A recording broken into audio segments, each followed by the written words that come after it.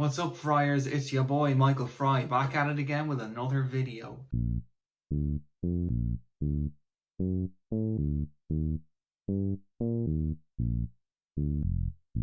Today I'm going to show you how I make my radio sketches, and in preparation for that I've dressed like an employee from Click. I use a program called Ableton Live in order to have an argument with myself on video, and so I'm just going to show you how I do it. A lot of people have been asking me in a cagey way, as if I'm not going to reveal my secrets, but like if you know anything about audio or video, you probably figured out how I do this. You probably have a different way of doing it. To illustrate it, I'm going to use my good friend the computer. Hello, computer. Hello, Michael. How's it going? I'm fantastic. How are you? I'm great. Okay, computer, today we're going to show people how to make sketches. How do you feel about that? I would love to see more sketches without your big fat head in them. Okay, I'm going to hit record on the screen here and just show you on my computer. So when you arrive in Ableton, you'll be presented with this view. It looks a bit scary. There's lots of knobs everywhere. Don't know how you feel about knobs.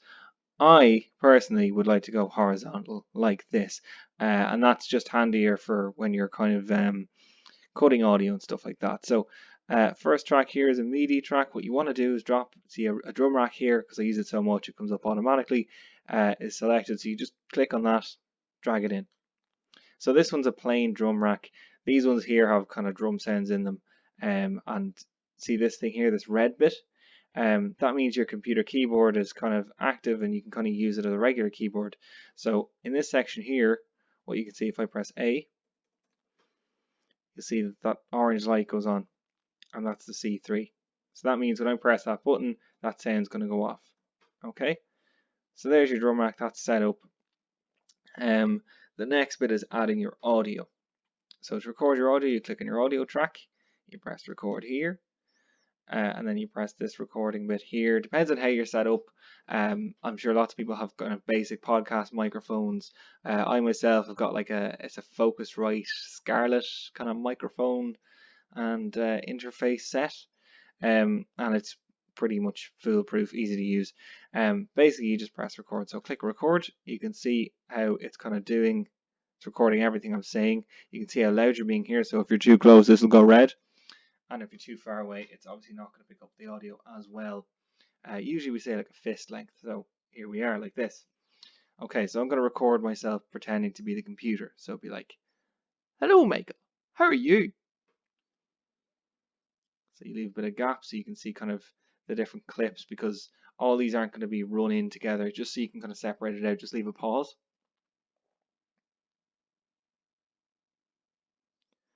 Every moment of my life is pain. So you can see that second clip there, right? So press pause. You can top and tail it like this. Just click on it, and this bit will come up. You can just kind of trim it like that, just a rough trim. And you'll see the very start where I was talking loads. Trim that again, right? We'll just pull this to the start. You don't need to do that, but here we are. Okay, let me go back to our drum rack. Right, so we're looking to what's going to go in the slot for C3. We need to find the bit where I said hello, which is here.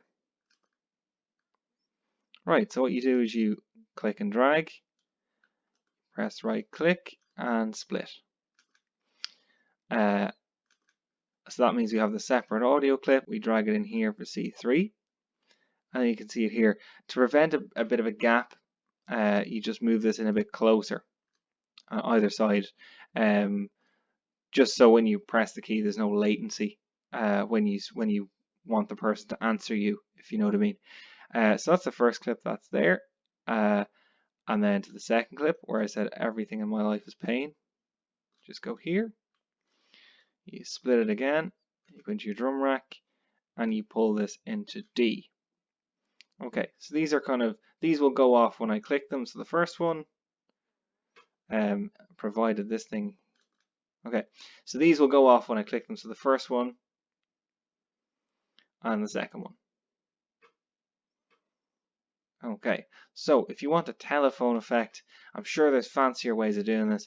I literally just get this EQ3 thing here, and I remove the lower and the higher, and I move these things closer together, and then you have a phony sounding thing. This bit here as well. That's just basically what I do. Okay, so now you're just ready to record. So just, set up your camera and then you can have an argument with yourself. Okay, and there you have it. So when you hit the keys across here, you'll get the correct responses.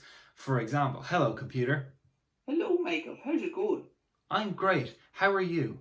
Every moment of my existence is pain. So there you go. That's the basics of it. If you want more videos like this, there won't be any because this is the extent of my technical knowledge. But if you want to see more audio-based tomfoolery, you can smash that subscribe button and click like.